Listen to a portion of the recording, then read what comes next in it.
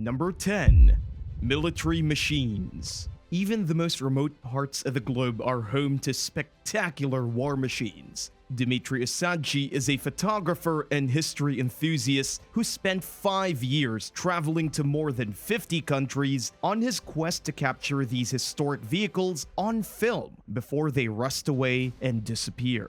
He's photographed old military equipment in almost every type of environment imaginable, including the desert of the United Arab Emirates, where he took some snapshots of decaying planes, as well as the Russian Arctic, where he encountered ships that were trapped in ice. The 38-year-old photographer has snapped pictures of the Lun-class Ekranoplan, a 301-foot-long Soviet aircraft nicknamed the Caspian Sea Monster. Developed in 1975 for the Soviet Union, the plane was designed to fly just over the water at extremely low altitudes. It's been sitting on the beach in Diyarbakir, Russia since 2020. Osadji also snapped haunting images of an entire tank graveyard that's being reclaimed by nature, as well as some Soviet locomotives in Leningrad Oblast and an abandoned torpedo launcher in Kronstadt. Osadji's photos show machines that look like they're ready and waiting to go into battle at any moment, despite obvious signs of wear and tear from decades of sitting there unused. Even though they'll probably never be used again, many of the boats, planes, and tanks are kept in closely guarded places that are closed to the public. Number 9. American Locomotive Graveyard. It would be an understatement to say that the employees at the United States Steel Corporation's plant in Youngstown, Ohio, were upset when they learned that their workplace was shutting down as part of the company's cost-saving efforts. The disappointing news came all the way back in 1979, as the deindustrialization era gripped Middle America, causing huge population declines and widespread economic despair. Workers at US Steel told the New York Times that they felt betrayed after working so hard to keep the plant in business, but the facility nevertheless closed. The building's use has been largely kept under wraps ever since, and a collection of railroad tracks outside have become a train graveyard over the years. Photos of the dozens of partially disassembled and aging cars were featured on abandoned.net. According to the website, the locomotives are owned by a company called Let X Rail. The graveyard consists of first and second generation cars from Amtrak, Union Pacific, Canadian National, Conrail, and other rail companies. Let X has a nearby warehouse filled with thousands of train parts, as well as around 400 locomotives that are ready for use at any time. This part of the property also once belonged to US Steel, but has since found new purpose in another one of America's most historic industries. Number 8. USS Oriskany. The United States has more aircraft carriers than any other country on Earth. One of them was the USS Oriskany. It was built for the US Navy and entered service right after World War II. From then until the 1970s, the vessel operated primarily in the Pacific. It served in the Korean War and in Vietnam, and received 12 battle stars between both conflicts. In 1966, someone accidentally lit a magnesium flare aboard the Oriskany. A catastrophic fire broke out, tragically killing 47 service members. The ship was taken out of service in 1976. It was sold as scrap in 1995, but the buyer didn't do anything with it, and it was repossessed 2 years later. During that time, the Oriskany bounced between various shipyards in California and Texas. The Navy came up with a creative way to repurpose it as an artificial reef by sinking it off the Florida coast. In late 2004, the vessel was towed to Pensacola, where scientists performed tests to ensure that it would pose no dangers to marine life or the environment after being relocated to the ocean floor. Finally, in 2006, a Navy team sank the Oriskany in the Gulf of Mexico. After spending years aimlessly traveling from one shipyard and the next, the dilapidated vessel finally found its forever home as one of the world's most popular diving sites, now known as the Carrier Reef. Number 7. New River Scenic Railway Train.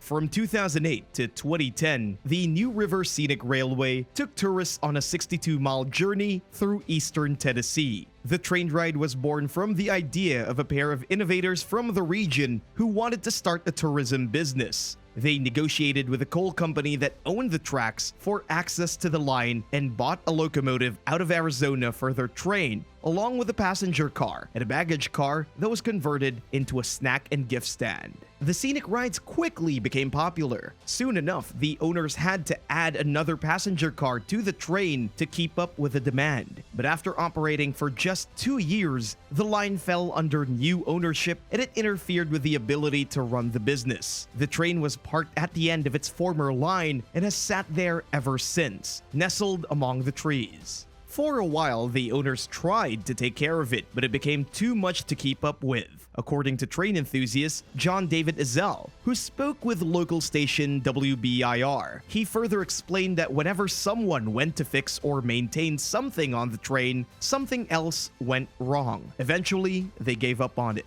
The train is heavily rusting and deteriorating, with missing and broken windows, ripped upholstery, and a sun-bleached interior. It looks like it's been sitting there for far longer than it has, and is a saddening reminder of a thriving company that, unlike many involved in the rail business, did not shut down due to a lack of business. Would you like to see this train in person? Let us know in the comments below, and don't forget to subscribe if you haven't already. Number 6. USS Sampson. The USS Sampson was built in 1902 for a wealthy businessman, but the yacht ended up spending the majority of its life serving in 2 major wars. It first saw combat during World War I, when the US military started renting boats from rich owners and using them to stop enemy submarines from interfering with British and American supply lines. During the conflict, the Navy acquired the 186-foot-long Sampson and converted it into a military ship. It was equipped with machine guns, but this wasn't enough to fend off the Germans. The military solved the problem by letting Thomas Edison use the vessel for submarine combat experiments. When the war ended, the Navy returned the yacht to its owner, but it quickly changed hands again and became a fishing vessel for a short time before duty called once again during World War II.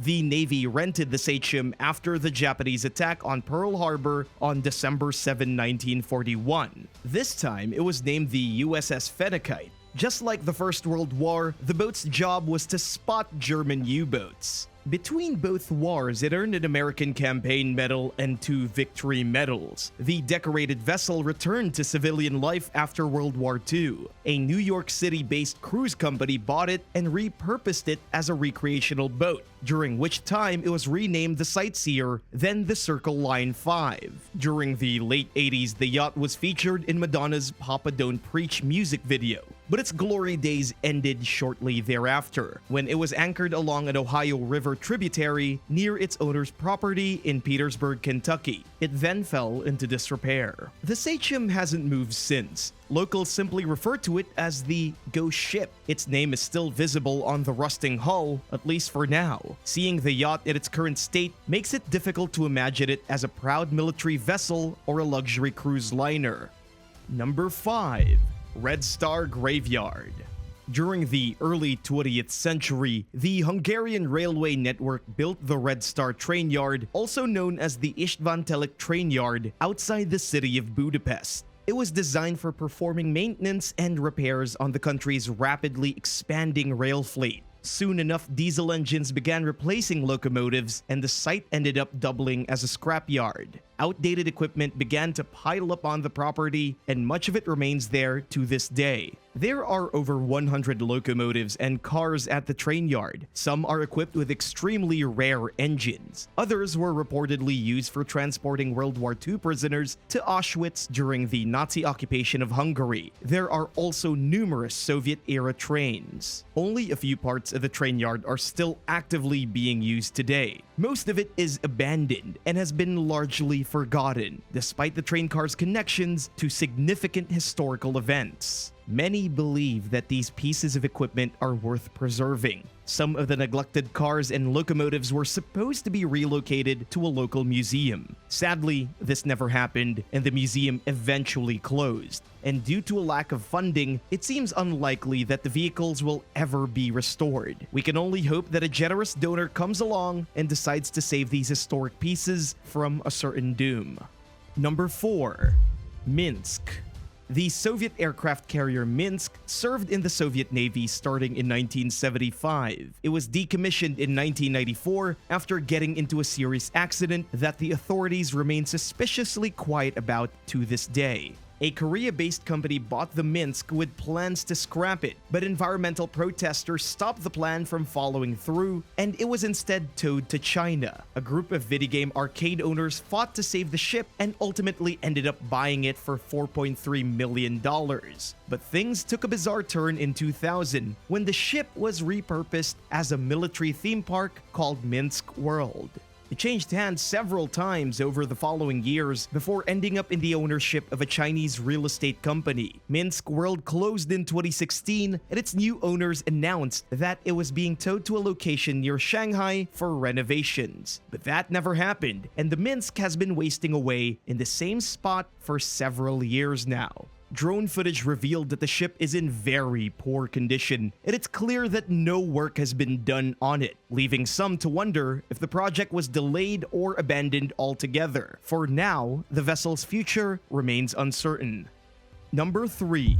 Aircraft Graveyard in Hungary. Near the tiny Hungarian town of Nagyamot, there's a small aircraft graveyard containing an abandoned runway and over 30 military planes from bygone eras. Located close to the modern-day Papa military base, the deserted property was built during the 1930s as an air base. The Soviet Union took control of the site in 1945. It remained in operation until all of its planes were decommissioned in 1997. Some of the aircraft were sold to museums and collectors, but others found a permanent home at the abandoned base. Their tanks were filled with cement to prevent anyone from trying to fly them. All remaining military personnel left the site in 2001.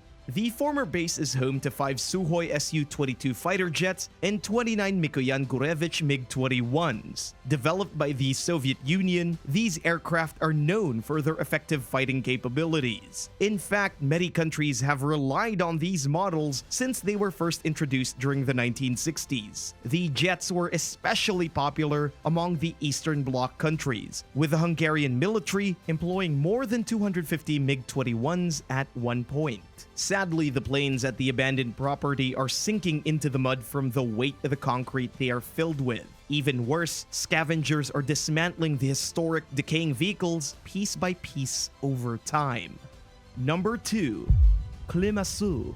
Nicknamed Le Clem, the Clemenceau was one of the French Navy's largest aircraft carriers and the 6th vessel of its type ever built for the country. The ship's lengthy 40-plus year career began in 1961 with a handful of peacekeeping and military missions. She traveled more than 1 million nautical miles throughout her lifetime. To give you an idea of how far that is, it's the equivalent of circumnavigating the globe 48 times. But like all ships, Clemenceau's time to retire eventually came, and she was finally decommissioned in 1997. She was towed to India to be scrapped in 2005, but met backlash from environmental protesters who argued that the country lacked the resources to properly dispose of the ship. India's Supreme Court sided with the activists and banned the vessel from being scrapped there due to its potential to cause pollution.